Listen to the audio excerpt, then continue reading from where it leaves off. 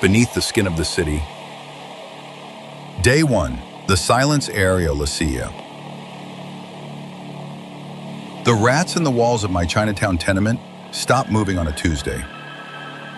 I noticed it at 3:17 a.m., jolting awake to that unnatural quiet.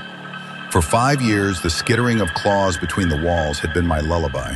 Now the only sound was the sticky peeling of ancient wallpaper in the August humidity. Tella Bluesy Poises rang. I pressed my palm against the damp plaster, still warm from the day's heat, but wrong. Not just silent. Empty. Like the building itself was holding its breath. Ajide. Then the scratching started. Not the familiar scamper of rodents. This was slower, deliberate. A fingernail drag of something testing the walls from the other side. Ajide Tella Bluesy Poise. Day 3, the neighbor. Mrs. Wu from 3B stopped answering her door. Usfa Snow Gonri started. I told her rats of our sir, that glashers that lost sign, and Badget Retstar. I found her apartment unlocked, steamed buns still warm in the bamboo basket, an overturned teacup slowly staining the newspaper with oolong. Her reading glasses lay snapped at the bridge, one lens cracked in a perfect spiral. Debode is starred for Wu, addled in Discover. The super, a wheezing Italian named Sal, insisted she'd move to Florida. Left in the middle of the night, he said, avoiding my eyes while wiping his palms on grease-stained pants. Old people do that sometimes. Yasilla Bluesy Poise. But I'd heard the wet, crunching sounds through our shared wall just hours before, like someone chewing cartilage. A Drabin stared. Day 7, the exterminator. The bowplaner stored. Pete the exterminator lasted exactly 4 minutes in my apartment before backing out, crossing himself with shaking hands. "They ain't rat holes," he muttered, flashlight beam trembling over the gap behind my washing machine. The exposed wall showed a yawning tunnel, not chewed through, but a researchedly carved, its edges too smooth, the dirt packed tight, as if licked into shape. As you can find out in a haunted coal like Sella Bluesy Poise's light. His caught the symbols first, as always casted that in. Day eye scratched into the clay at eye level, a spiral of jagged lines that made my vision swim when stared at too long. Beneath it, something wet glistened. Pete touched it before I could stop him. Ajay Discub, the France Maz of the bow and works for his self and gone. Christ, he jerked back, sucking his finger, tastes like a job. The building groaned.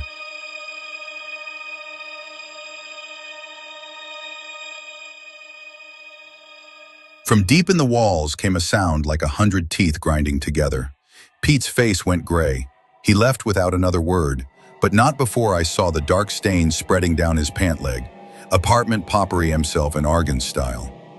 Day 13, 3:14 a.m. They're in the walls now, not just sounds, shapes. When the D train rumbles past, the vibration makes the peeling wallpaper ripple. And for half a heartbeat, I see them. Elongated shadows pressing against the other side, their outlines all wrong. Too many joints, heads lolling at impossible angles. Sal's not answering his phone. Downstairs, Mrs. Wu's apartment reeks of spoiled pork. Her clock radio plays bursts of static that almost sound like words. Hungry, so long, under you. I'm barricaded in my bathroom writing this. The scratching stopped an hour ago. That's worse. Because when the scratching stops, it means they've found another way in. The ventilation grate just hit the tiles. Something's breathing in the ductwork, wet, rhythmic huffs that smell like copper and, oh God, it's laughing. And from the bedroom, my own voice just called, "We're home."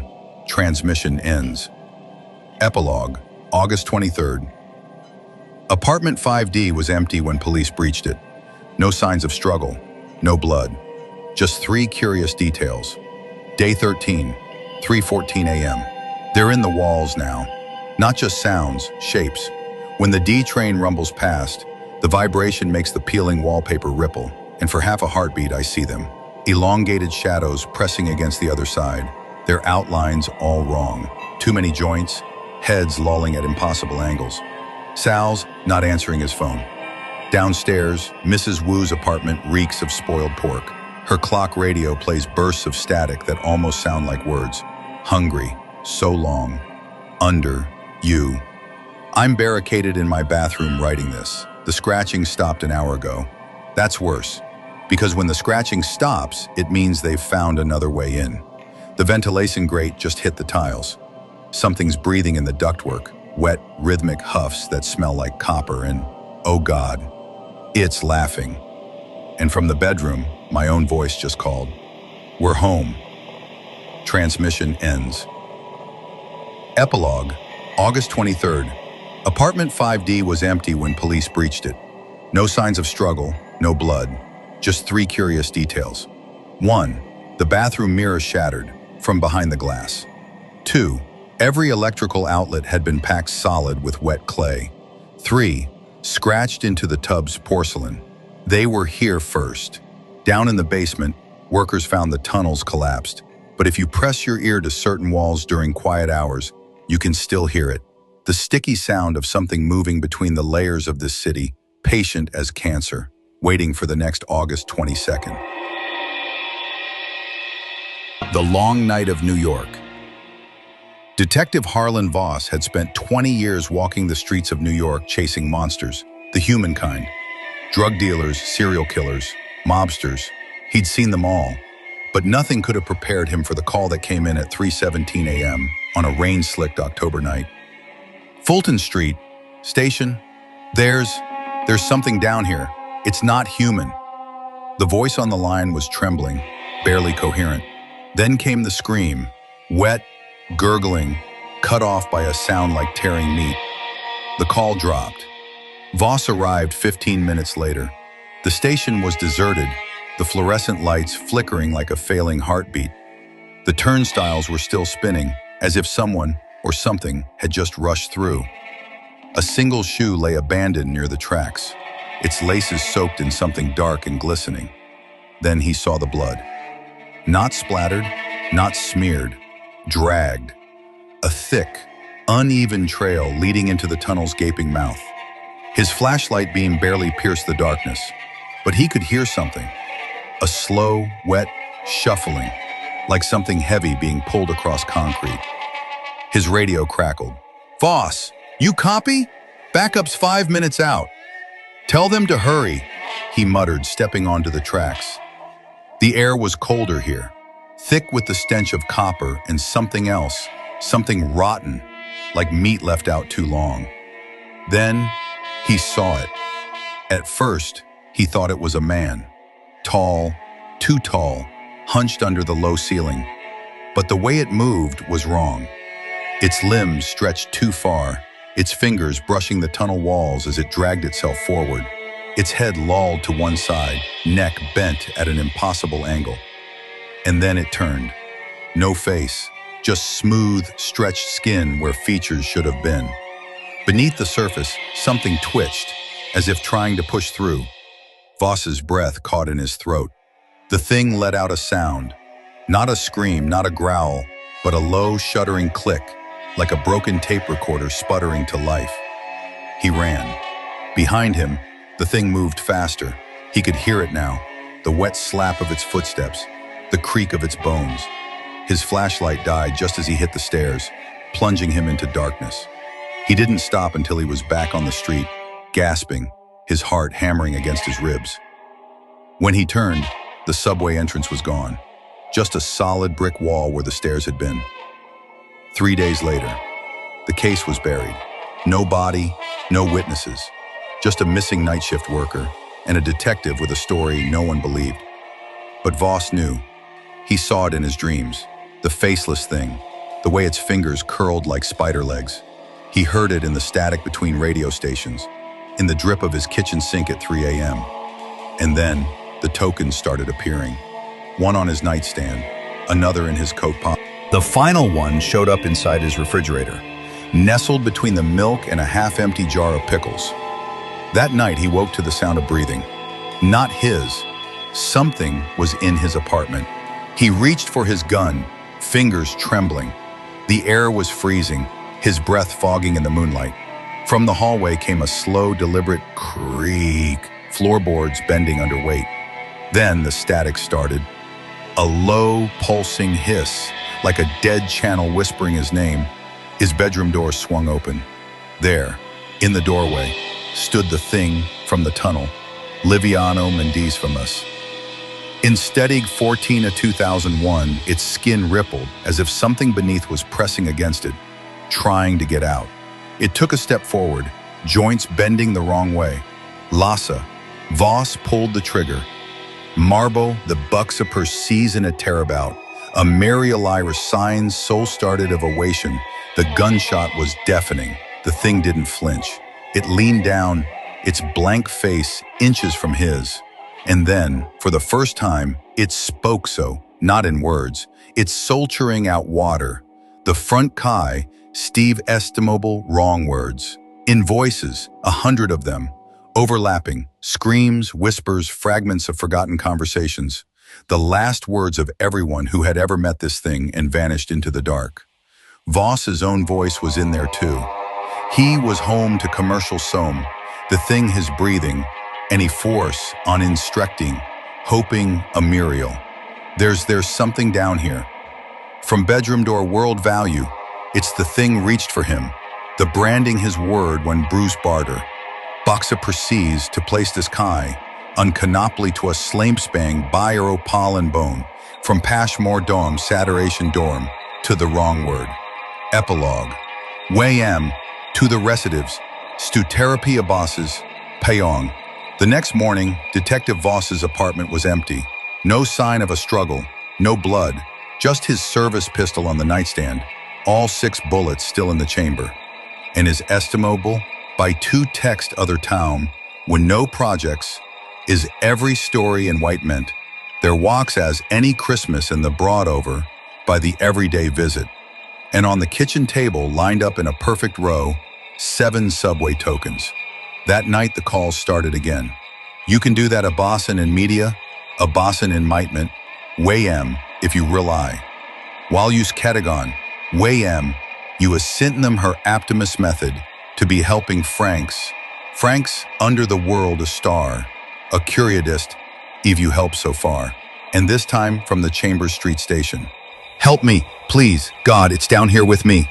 A creation was demanagement. In Heverian station, you still lookly, lost down, stinging self-town, to the area of the subways of them, and using his chiefing sting, and a Mariel. The voice on the line sounded familiar, almost like Voss. The Hungry Streets of New York. Part 1, The Vanishing Act. The first disappearance made page 6 of the Daily News. Emma Hart, 24, Juilliard graduate, last seen leaving the Belasco Theater at 1:17 a.m.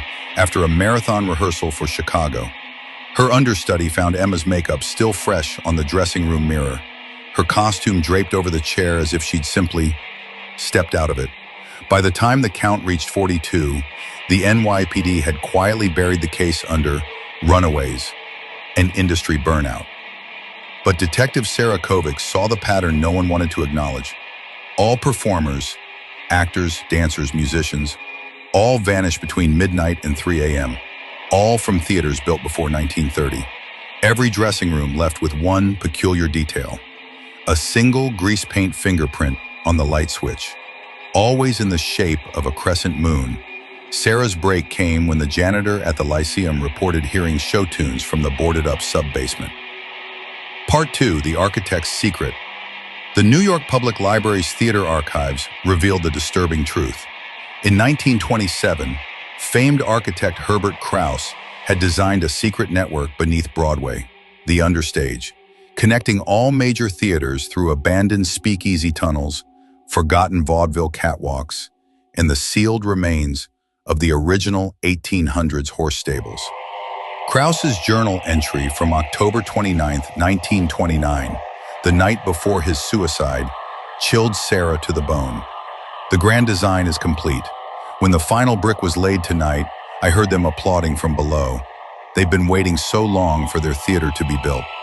Part 3, Descent into the Understage. The entrance behind the Helen Hayes boiler room hadn't been opened in decades. The rusted iron door screeched like a dying animal, revealing a staircase that smelled of rosin, sweat, and something far older. Sarah's flashlight illuminated, walls papered with decaying playbills from shows that never existed. The Black Vaudeville, Mephisto Waltz, 1933. A trail of ballet slippers, each pair more decomposed than the last.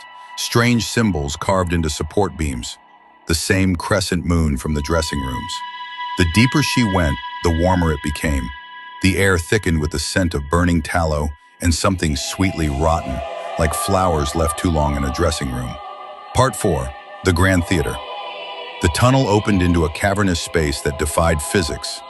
Rows of crumbling velvet seats stretched endlessly downward, facing a stage lit by flickering gas footlights. The proscenium arch bore the inscription, "To Art Eternal." On stage stood 42 figures in various states of decay. Emma Hart, frozen mid-grand jeté, her skin translucent as wax paper. A jazz trumpeter with his instrument fused to his lips. Shakespearean actors mid-soliloquy, their mouths sewn shut with what looked like piano wire. Part 5. The Final Bow. The thing that emerged from the wings had too many limbs, its form shifting between every Broadway tragedy ever performed. Here the phantom's mask, there the hollow eyes of Macbeth's witches. When it spoke, voices layered over each other like a corrupted recording. "We are the show that never ends." The gaslights flared, revealing the truth. The walls weren't brick, they were bones. The chandeliers weren't crystal, they were teeth. The red carpet wasn't fabric, it was.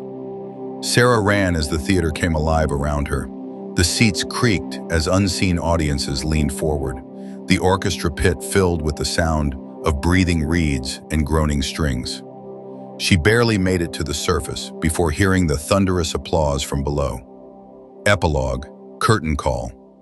The official report lists Sarah as medical leave, but every night at 3:17 a.m., her empty apartment fills with the distant sound of show tunes.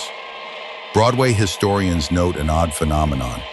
Certain theaters now have one extra seat in the balcony that's always occupied, even at sold-out shows.